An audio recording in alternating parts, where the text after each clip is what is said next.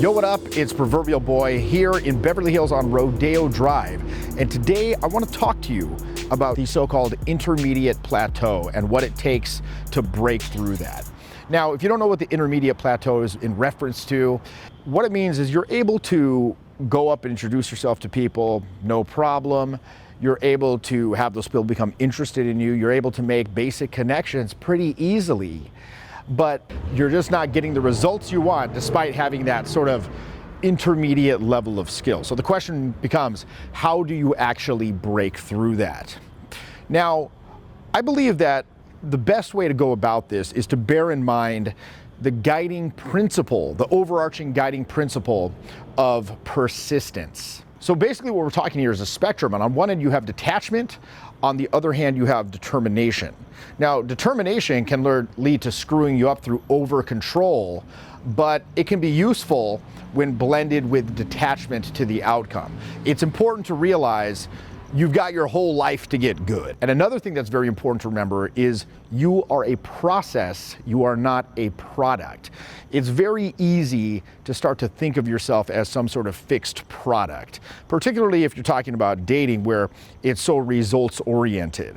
Any single person's reaction to you, whether it's a person at a conference, whether it's somebody that you meet at a bar, that's only their opinion of your process at that moment in time. You're ever changing, you're ever evolving, and I think it's very important to remember that. And growth is going to come in direct proportion to your capacity to persist. And this means being consistent, not just being, a weekend warrior who kind of, fiddles around with this from time to time. And I think that if you refer to the old classic self-help book, Mastery by George Leonard, in that book, he refers to three types of individuals who do not attain mastery. And those are the obsessive, the and the hacker. So the obsessive is somebody who gets super into a new skill. They're super excited about it, and they throw themselves into it at 100%. So much, in fact, that they completely burn out in a very short time frame, right? They kind of go super hard. They put all their energy into it until, again, they just completely blow a fuse and they can't go any further. So that's not good. The second is the dabbler, and this is somebody who picks up new skills like they change clothes or change socks. They want to get into tennis, they buy all the equipment. They want to get into guitar, they buy new guitar, amps, all this stuff. Golf, they learn all about it, they immerse themselves in it, but they drop it pretty quickly as soon as the first real challenge is met. Now, in terms of intermediate plateau, the hacker is most relevant to what we're discussing here. And that's somebody who, they get into a new skill, they attain a fair amount of competence, and then they're totally content to stay on that level. And I know plenty of people who get into social skills. And look, to be fair, not everybody wants to be some crazy superhero that's able to pull off these like heroic feats of gangsterism and heroism that reverberate through the halls of Valhalla for eternity or anything like that. Most people, quite frankly, want to just attain a basic level of competence, where if they see someone that they want to talk to or introduce themselves to, they feel like, look, I kind of know the basics, I can go up and I can do it in a way that's likely to be well received, and I have a reasonable chance of making a connection with that person. But for those of you who feel like you're in that intermediate plateau and you want to go further, it's important to ask yourself, am I being that hacker archetype? Plateaus are periods of stabilization, and during those periods, change is happening whether you recognize it or not. And even if you're on a plateau, it's important to understand that you're still internalizing, you're still processing information and experience that has gone before. There's a lot of parallel focuses in social skill, and you kind of got to accept that you're not going to be able to learn everything at once. So you want to small chunk it. At the end of my live trainings, I send all the students a very detailed list of things to work on going forward. And this list might be 10 pages, right? And it's intended to act as a template for things to chip away at individually, little by little, until they've kind of internalized them all. And like I said, you're not going to be able to learn it all at once. And a lot of times, I think a plateau can be a result of trying to work on two things at once that are kind of mutually incompatible. This is why you want to take a look at a list like that. What do I feel I need to work on and chip away at, and kind of work at each area and chip away at them one by one until you feel you've internalized each one, and then move on to the next step. And sometimes as you chip away at those areas, you're going to have to go backwards in order to go forwards. Okay, it's kind of like a 2 steps forward, 1 step back, but in reverse. So say, for example, you're working on some area of expression and you're not necessarily totally congruent with acting that way. And so as you attempt to do these things, your success might decrease in the short term. And you're like, damn it, if only I had just done the shit I usually do, I probably would have a better chance of success. But once you get more experience with it and you internalize it, at that point, it all comes rushing back like a tsunami, and then you make that leap of the 2 steps forward. And by the way, when I'm talking about being cognizant of what you're working on, when you go out on a given night, for example, I think that that's really, really important. You don't just want to bang your head against the wall doing the same dumb shit day in and day out, hoping that you're going to get better. There's an old saying, practice doesn't make perfect, practice makes permanent. Perfect practice makes perfect. So again, I'm always talking about how the mind kind of needs to take a back seat in process. Like when you're out, you don't want to be over analyzing in process. You don't want to be judging yourself as you're actually trying to socialize with people per se, because again, that can result in an incongruence between intuition and intellect, where you start second guessing yourself. You might make some social error and you're like, what just happened there? And because your mind is so wrapped up on what you did a second ago, it can cause this series of cascading errors where now the next moment is compromised and the next moment is compromised, and then you just get blown out.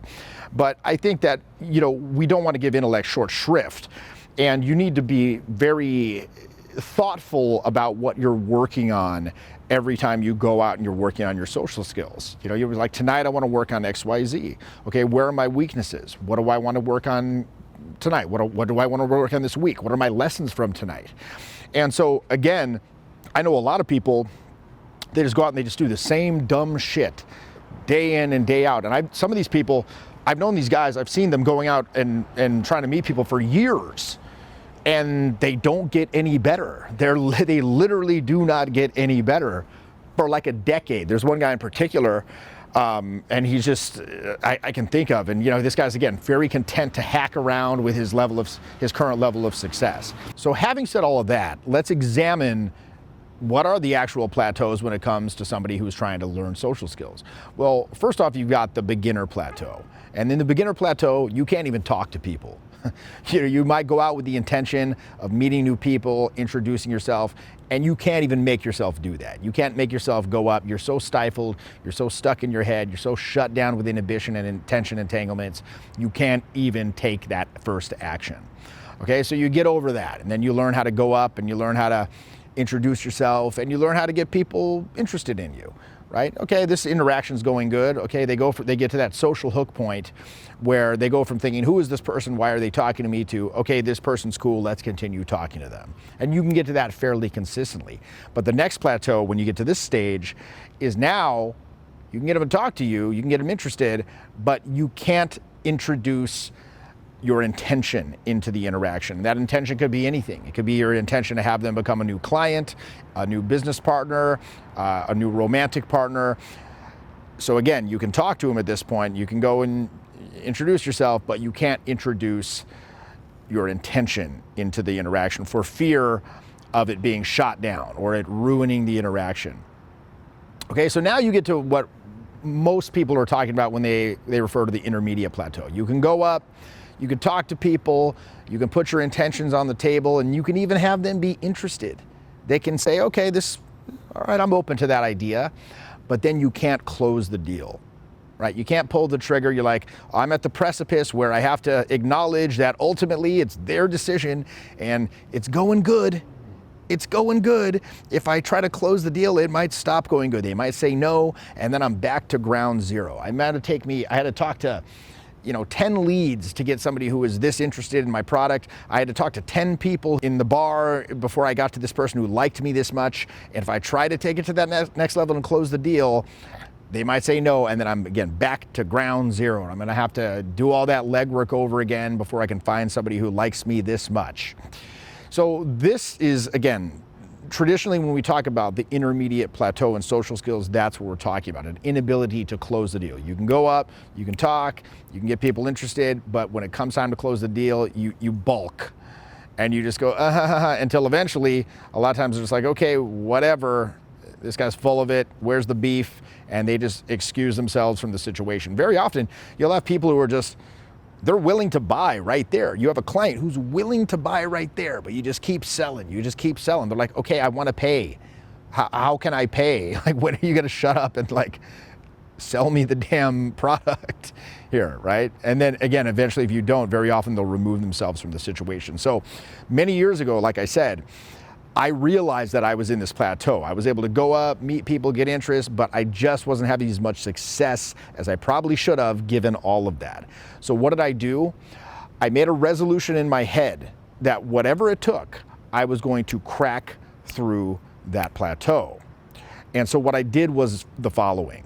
I resolved that anytime I was faced with a fork in the road where I could either, take the safe option, like, okay, this person seems really interested, I guess I'll just get their phone number and follow up later at a time where it's more convenient, or the logistics are better, or the situation is just more, it's just more conducive to what I want to do here. That's what I'll do. I'll just get the number and then we'll go our separate ways and I'll follow up later. That's like the safe option. Or option B, I try to do a bold move where if it doesn't work out, I look like a fool. I look like an imbecile. I look like I have poor social intelligence, maybe a moron, maybe even a creep, maybe a jerk. Every time I'm faced with that fork in the road, I will do the bold move. Every single time, without hesitation, without fail, I will do the bold move. And how long am I going to do that? How long am I going to do that every time I'm faced with that fork in the road? I'm going to do that until I am comfortable operating in that milieu, right? Until I'm comfortable doing the bold move. And I'm not just, always defaulting to the safe thing. At that point, once I get to a point where I'm comfortable doing the bold move, from that point on, now I can decide to do the safe thing if I'm faced with that fork in the road, because I know it's a choice that I am making, as opposed to this default necessity that I have to do out of fear. Because that's ultimately what we're talking about here when you're faced with that plateau. We're talking about stepping up and facing the fear of having that person say no. And look, the fear will always be there. It's never going to go away. And the only way to get over that fear is to do the thing that you fear. And for a lot of people, that's a very daunting, it's a tough prospect to face. But again, the fear will always be there. If you wait for it to go away, you're never going to do the thing that makes you break your plateau.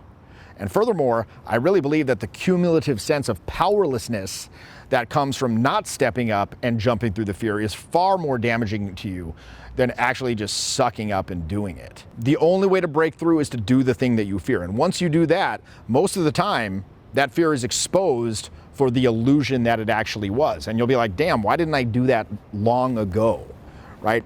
You used to say that back in the day, there was an acronym: fear is false evidence that appears real.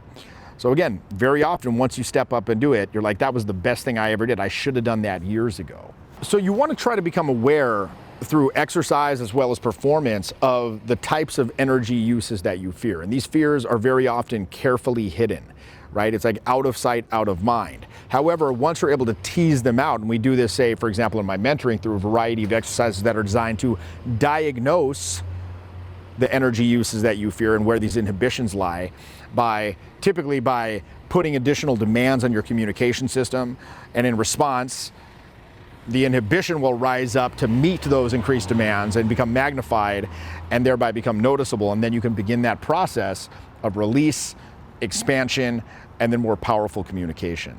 It might be the fear of being boring or phony or corny or doing too much or being ugly or exposing a part of yourself that you're ashamed of. It might even be the fear of, once I do it, will I be able to do it again?